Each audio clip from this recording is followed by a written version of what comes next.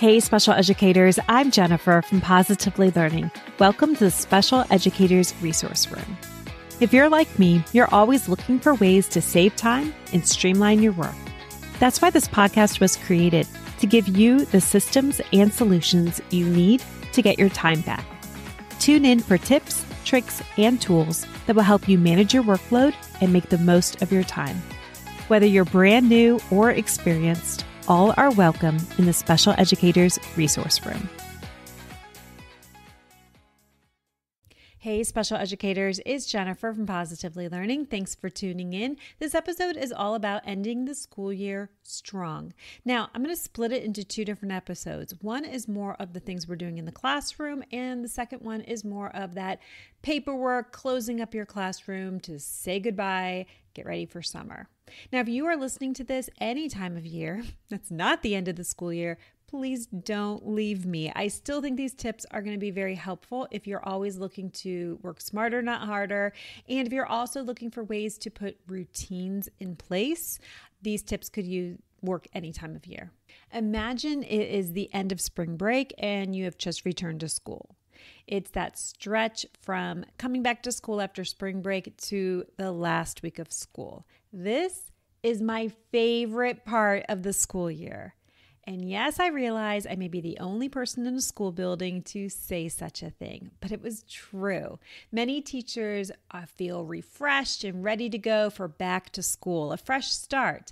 But as a special educator, that was my least favorite time. I found it very difficult, very stressful as we were trying to learn about each other and get routines in place that were going to support all of my students. And I just showed up every day just basically trying not to panic. But at the end of the school year, my students were thriving. They were thriving because they knew these routines. They were able to move more independently around the classroom because those expectations were so clear and reinforced. We did still have testing that was causing a lot of disruptions. But because those routines were so firm by April or May, that it didn't throw us quite as much. Now, I will say, as a special educator in the resource room working with my students, I did not acknowledge that the school year was coming to an end. Not at all. I acted like everything was happening, like day-to-day expectations. What are you talking about? School year. I never did like a countdown or anything like that. Yes, we did have a little bit of fun with the spring weather, but I did not acknowledge that we had 3 weeks left, 4 weeks left. That would not have worked for us at all. That would only have caused a little bit of chaos, in my opinion. Here's what we did do for spring break, those last 4 to 6 weeks of the school year. I was keeping things status quo as much as possible when I was working with my students, which meant I was pulling small groups into the very last possible day that we could keep that routine. Often the very last week of school was just complete chaos. Things would break down, totally understood, but I was going to pull small groups until that point. The other thing I was doing was keeping that independent work system. So my students had that routine. That is where they were just so happy. They loved small groups, but they also loved working independently because that was such a confidence builder for them. So those two things stayed. But what I added was a ton of spring cleaning, which led to a ton of throwing spaghetti at the wall. And I can explain. To me, spring cleaning really means spring tossing. In the resource room, I had a ton of storage bins. I had bins that my students would access, where all our task boxes were. I had bins that had our student classroom library. I had bins that had extra resources organized by content area that I may not have used. Maybe these were things I prepped and they just weren't right for my students, or we just never got to them. I start going through all of those things. Now, we don't have a lot of time, which is why I start this 4 to 6 weeks before the end of the school year. And I have to tell you, it's so much fun to look through these things because it almost feels like my birthday. It's all brand new resources. Probably feels like Christmas to my students because they hadn't seen these resources either. Maybe I had prepped them and chosen not to use them because I thought they might be just way too stimulating. or complicated, and my students needed more basic things that would keep the routine in place. I would not have wanted to use these in October, November, December, January, because if they caused a little bit of chaos, we would have had to work very hard to reestablish routines. But the last 4 to 6 weeks of school, bring it on. If we are trying out a routine that ends up not working the way I hoped, out it goes, say goodbye. We have our routines already so in place by April or May, and it's not going to be the end of the world if we get thrown a little bit. What types of activities did we try? Well, at the end of the year, one year we did visual recipes. It was something I'd always wanted to do with my students, but we didn't really seem to have a lot of time, and I thought it might just be way too much for them. The end of the year, though, it was great. We got an opportunity to follow directions and work collaboratively. And at the end of the year, one year we made lemonade and followed the recipe to make slime, and I think we made dirt cups. Excellent. Now, I did learn from doing that experiment that I did want to keep it for the end of the year. That seemed to serve my students the best. Another year, I tried craftivities. Do you know what those are? I tried to have my students follow directions and make some type of hands-on craft that would match like a read aloud book that we were doing or something were doing in our small group. I will say that did not work for us. It was just not a great use of our time. It ended up being like pretty stressful, at least for me. And I learned from doing that at the end of the year that that was not something I was going to do. So I could just cross that off my list. So these types of activities at the end of the year was just more learning opportunities. Yes, my students enjoyed doing the craft, or at least partially enjoyed doing the craft, but I learned a lot and I realized that wasn't going to be for us. Another one that didn't work for us was interactive notebooks. I don't even want to talk about that. That was a lot and did not use our time very wisely. But other things did make it. We used finger lights one year to read. Well, I had always wanted to use finger lights. I saw a gen ed teacher do it, but it seemed awfully stimulating. But I tried it at the end of the year when it was kind of a no-fail, no-risk time, and my students loved them so much that I knew the following year it was going to be part of our routine for reading. So that was a find. And that's basically what I was using this time for. I was going through things and I was finding what worked, what didn't work, and starting to make a plan for the following year.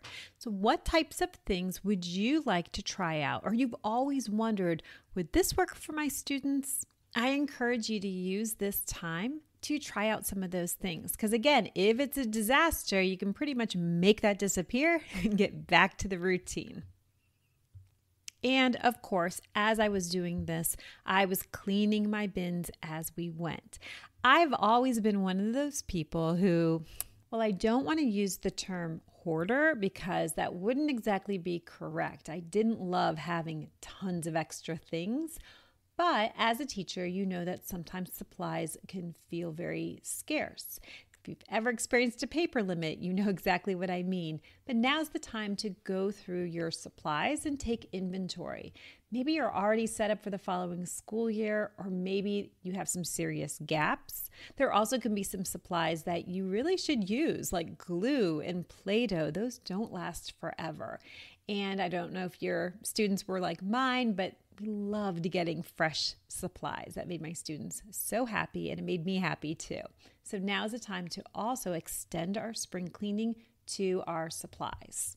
So we've gone through our supply bins and taken inventory. We've also gone through our bins of all of those resources that we had planned to use someday, and we've decided what to keep and what to toss. The last area that I want to start spring cleaning are the bins that my students are actively using. So this would be the bins of our books and of our task boxes. It's not going to be quite as easy to go through these because our students are still actively using them. But what I do want to do is take a look through our supplies, Our task boxes, we use those 4x6-inch photo storage boxes that are plastic, rainbow colored, and often they come in a set of 16. I will say that I expect to lose one out of the 16 every school year. So if I have several of those sets, there's going to probably be 4 to 5 boxes that just got loved way too much and didn't make it. Maybe they don't close or they don't function quite as easily. So those I want to take inventory of and kind of clean them up. I also want to look at our manipulatives that go in the sets. Are they still there? Do they belong in the right box? I want to go through those types of things as well. This is a great job for a student who's ready for it, whether it's a student who's in your resource room, it's a general education student that could use a break and can do a really great job of sorting materials for you. Maybe it's a student that you have worked with in previous years who can come back and visit. This is a great end of year task for everybody involved. The other area is looking through our student books. I know I have fallen a victim to purchasing some books because I saw it on Instagram and they just kind of fell flat. They just weren't the right match for my students. I may gather a set of those, offer them to other teachers because you never know. We're all in such different teaching circumstances, but I do like to weed out my books at this time. As I'm going through that, I might have a student check each book to make sure it's still labeled with Mrs. DeBras or whatever system you have in your classroom, putting them in the correct spot. So by the end, those bins are also cleaned out. One more tip on your spring cleaning and storage bins. I did not have a budget to change the theme of the resource room or get new colors and bins every year. So what I did instead was I did invest in clear bins. I spent a lot of time researching it, and the best for the budget and durability that I could find were from IKEA. And it was a brand, Samila, I'm not sure how you say it. I think it's spelled Samila. I'll have to double check that. But that was the best bang for our buck, and I ended up getting the different sizes from that product line. They were great because they all had lids and would mix and match with each other. So I used these clear bins, and as I would spring clean, when the bin was ready to go back on the shelf that had been cleaned out, then I would put a fresh label on it, and I could label the clear bins and switch out the label every year. So that's a fun way I could add color. Or you could insert paper, like scrapbook paper, on the inside of the bin that would show through, and that way you can have, it looks like color bins, but you're not having to purchase things every year. I did go ahead and switch to all of those bins, and I never had to replace them. I just used the same ones every year. It really worked for us.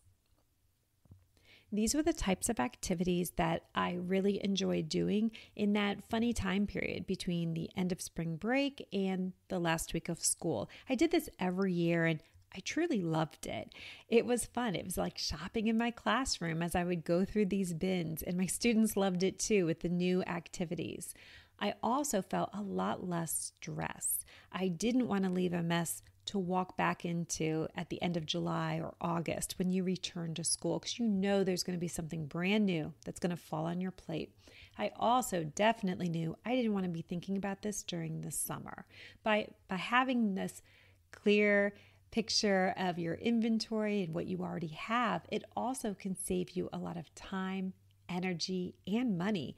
I know in the summer we tend to see tons of cute things on Instagram, and I am right there with you. If you tend to fall for some of those trends, it's okay. You might have inventory and know that there's a couple of things that you are looking for. Or now that you have a clear picture of what you have, you know you can resist it. So I thought it was very worthwhile. We still have some more things to talk about though, so definitely hit subscribe so you don't miss next week's episode, where we're going to continue talking about our end of year checklist for special educators and all the things that we need to do. Thanks so much for listening, and I'll catch you next time. Thanks so much for tuning in, and I'm dying to ask, what'd you think? Be sure to hit the follow or subscribe buttons so that you never miss an episode. You can find the show notes and links for everything mentioned in this episode at positivelylearningblog.com. See you next week for more special education solutions.